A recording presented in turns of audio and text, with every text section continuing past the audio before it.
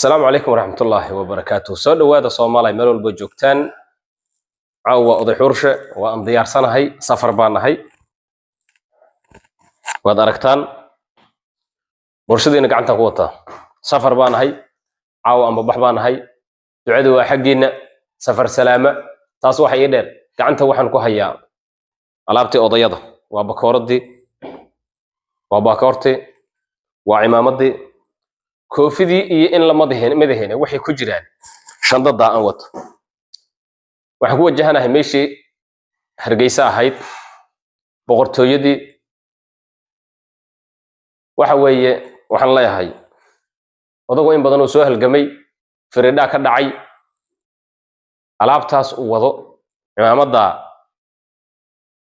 iyo koofideeda iyo baakoorta waa xal marin.